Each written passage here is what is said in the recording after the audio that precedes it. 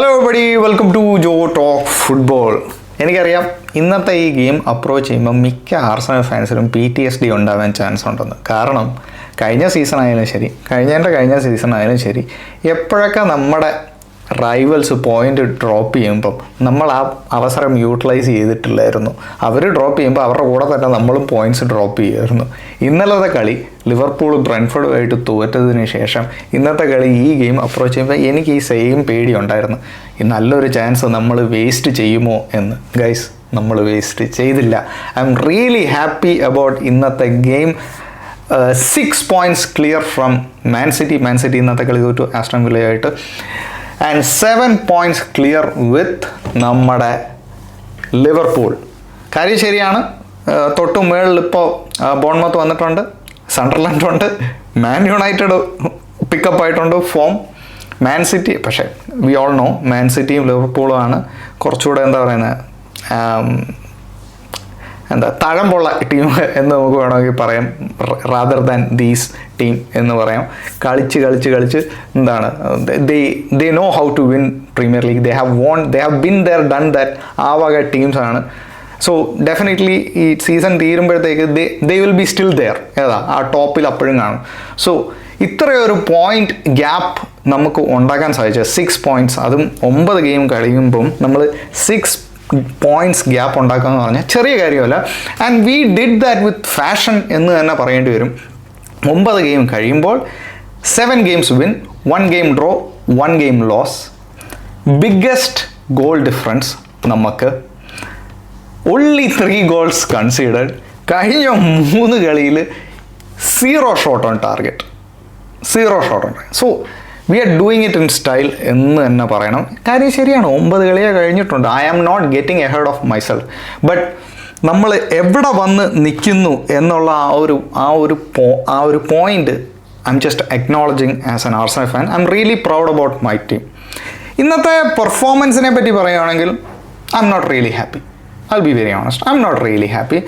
But ഇതിന് നമുക്ക് credit കൊടുക്കേണ്ട ക്രിസ്റ്റൽ പാലസിനാണ്. Crystal Palace were solid defensively. They were solid. ആ 2 വിങ്ങും അവർ ലോക്ക് ചെയ്തു. സാക്കയ്ക്ക് ഇന്നൊന്നും ചെയ്യാൻ പറ്റില്ല, ട്രൊസാർഡിന് ഇന്നൊന്നും ചെയ്യാൻ പറ്റില്ല. ഒരു ക്രോസ് പോലും സാക്കയ്ക്കും ട്രൊസാർഡിനും ഒന്നും അകത്തേക്ക് ഒരു യൂസ്ഫുൾ ക്രോസ് പോലും ഇടാൻ പറ്റിയില്ല. നമ്മുടെ ചാൻസ് വന്നത് ഓഫ് കോഴ്സ് കളി കണ്ടവർക്ക് അറിയാം, ഡെക്ലർ റൈസിൻ്റെ ഒരു ഫ്രീ കിക്ക്. ആ ഫ്രീ കിക്ക് ഡ്രോപ്പ് ആവുന്നു, ഗ്യാബ്രിയൽ ഹെഡ് ചെയ്ത് നമ്മുടെ എസയുടെ പാത്തിലേക്ക് ഇടുന്നു. എസയുടെ ഒരു കുങ്ഫു ഷോട്ട്, ഗോള്. എസ അങ്ങനെ അവൻ എസയുടെ പ്രീവിയസ് ടീമിൻ്റെ എതിരെ സ്കോർ ചെയ്തിരിക്കും. ഞാൻ ഇതിൻ്റെ പ്രിവ്യൂ ചെയ്തപ്പം മിക്ക ആൾക്കാരും പറഞ്ഞായിരുന്നു എസ ഇന്ന് ഗോൾ അടിക്കുമെന്ന്. അതുപോലെ തന്നെ സംഭവിച്ചിട്ടുണ്ട് ഗൈസ്. എസ ഗോൾ അടിച്ചു. ഏതാണ്ട് ഈ ഒരു ഷോട്ടാണ് കഴിഞ്ഞ അത്ലറ്റിക്കോ മെഡ്രിഡിനെതിരെയും ഒരു കുങ്ഫു ഷോട്ട് എസെ നോക്കിയായിരുന്നു. പക്ഷേ അത് കറങ്ങി തിരിഞ്ഞ് ഗ്യോക്കറൈസിൻ്റെ കാലിലാണ് വന്നത്. അപ്പം ഗ്യോക്കറൈസിനെ പറ്റി പറയുകയാണെങ്കിൽ ഗ്യോക്കറൈസിൻ്റെ ഫിറ്റ്നസ് ഇറ്റ്സ് നോട്ട് സാറ്റിസ്ഫാക്ടറി എന്ന് തന്നെ പറയേണ്ടി വരും. പേസ് കുറവാണെന്ന് ഫീൽ ചെയ്യുന്നു. ഇന്ന് പുള്ളി ഹാർഡ് വർക്കൊക്കെ ചെയ്യുന്നുണ്ട്. ഇന്ന് എസ്പെഷ്യലി ഇന്നൊരു കിഡിലിനൊരു ഓപ്പർച്യൂണിറ്റി ഡൗൺ ദ മിഡിൽ കിട്ടിയതായിരുന്നു. ഏതാണ്ട് ഈ ഒരു സെയിം ഓപ്പർച്യൂണിറ്റിയാണ് എംബോമയ്ക്ക് ഇന്നലെ കിട്ടിയത്. എംബോമ സൂപ്പറായിട്ട് ക്ലിനിക്കലായിട്ട് ഫിനിഷ് ചെയ്തു. സോ ഈ വക chances Gyokeres need to finish എന്നാണ് എൻ്റെ opinion. I'm not being hard on Gyokeres, but problem is he needs to start scoring more goals. 3 goal പോരാ. സോ ഫാർ 3 goalേ ആയിട്ടുള്ളൂ. he needs to start scoring more goals. എല്ലായിടത്തും നമുക്ക് goal വേണം, ഈ set പീസിൽ നിന്ന് മാത്രം പോരാ. പക്ഷേ ഇന്നത്തെ ഗെയിമിൽ നിന്ന് നമ്മൾ ഓപ്പൺ പ്ലേയിൽ നിന്ന് ഗോൾ അടിക്കുമെന്ന് ചോദിച്ചു കഴിഞ്ഞാൽ എനിക്ക് തോന്നുന്നില്ല. ഈ ക്രിസ്റ്റൽ പാലസ് സൈഡിനെതിരെ ഓപ്പൺ പ്ലേയിൽ നിന്ന് ഗോൾ അടിക്കുക എന്ന് പറഞ്ഞാൽ ഇതൊരു ചെറിയ കാര്യമല്ല. സോ ഇങ്ങനത്തെ ഗെയിമുകളിലാണ് സെറ്റ് പീസൊക്കെ വലിയൊരു അനുഗ്രഹമായിട്ട് വരുന്നത്. ഇന്നത്തെ ഗെയിമിനെ പറ്റി ഒരു കാര്യം പറയുകയാണെങ്കിൽ ഗ്യാബ്രിയലിനെ പറ്റി നമുക്ക് സംസാരിച്ചാൽ പറ്റും. എനിക്ക് തോന്നുന്നില്ല ഗ്യാബ്രിയലിന് ഇഞ്ചുറി ആയിരുന്നു എന്ന്.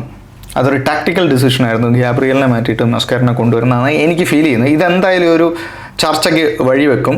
നെക്സ്റ്റ് പ്രസ് കോൺഫറൻസിൽ അർട്ടറ്റയോട് ചോദിക്കും എന്തുകൊണ്ട് സലീബേനെ മാറ്റി മൊസ്കേറനെ കൊണ്ടുവന്നപ്പോൾ തന്നെ നമുക്ക് ആ ഒരു ഡിഫറൻസ് നമുക്ക് കാണാൻ പറ്റുമായിരുന്നു. Mosquera is more fluid. Correct down the മിഡിലൊക്കെ പാസ് കൊടുത്ത എസയ്ക്ക് ഒരു കിട്ടില്ലാൻ ഒരു ത്രൂ ബോൾ മിഡൊക്കെ കയറി മുറിച്ചൊരു പാസ്സൊക്കെ കൊടുത്തത്. അതുപോലൊന്നും ഗ്യാബ്രിയല്ല സലീബ കൊടുക്കുന്നില്ലായിരുന്നു. Saliba was too reluctant. 2 opportunity ഉണ്ടായിരുന്നു. എസൈക്ക് കൊടുക്കാനും നമ്മുടെ ഗ്യോക്കറേസിന് കൊടുക്കാനും ചാൻസ് ഉണ്ടായിരുന്നു. സലീബ അത് യൂട്ടിലൈസ് ചെയ്തത്. സോ ഐ തിങ്ക് ഇതുകൊണ്ടൊക്കെയാണ് അർട്ടറ്റ ആ ഒരു ഡിസിഷൻ എടുത്തതെന്ന് തോന്നുന്നു. സെക്കൻഡ്ലി പറയുകയാണെങ്കിൽ നമ്മുടെ റൈസിൻ്റെ injury, I hope it's not serious. കാരണം പുള്ളി പോയി കഴിഞ്ഞാൽ നമ്മുടെ താളം ആകെ തെറ്റും. ഞാൻ എപ്പോഴും പറയാറില്ല, റൈസും റായുമാണ് നമ്മുടെ റീപ്ലേസ് ചെയ്യാൻ പറ്റാത്ത 2 പ്ലെയർ ഇഞ്ചുറി വന്നു കഴിഞ്ഞാൽ. So I hope he will be fine and he's okay. റൈസിനെ മാറ്റിയിട്ട് മെറീനോനെയാണ് കൊണ്ടുവന്നത്.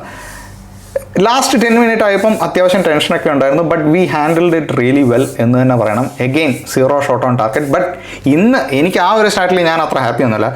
ക്രിസ്റ്റൽ പാലസിന് ഒരു ഷോട്ട് കിട്ടിയിരുന്നെങ്കിൽ മറ്റേ പോലെയുള്ള ആൾ കൺവേർട്ട് ചെയ്തേനെ. Anyway guys, top of the table ഇങ്ങനെ തന്നെ സീസൺ തീരുമ്പോഴും നമ്മൾ ടോപ്പ് ഓഫ് ദ ടേബിൾ ആവട്ടെ, നമുക്ക് പ്രീമിയർ ലീഗ് അടിക്കാൻ പറ്റട്ടെ. Thank you so much guys for watching this video. ഒരുപാട് പേര് സബ്സ്ക്രൈബ് ചെയ്യാത്തവരുണ്ടെന്നറിയാം ഗൈസ്. നമ്മൾ 1K അടിച്ചിരിക്കുകയായിരുന്നു. Onwards and bigger. Please do subscribe. Thank you so much for watching. Good night, good morning.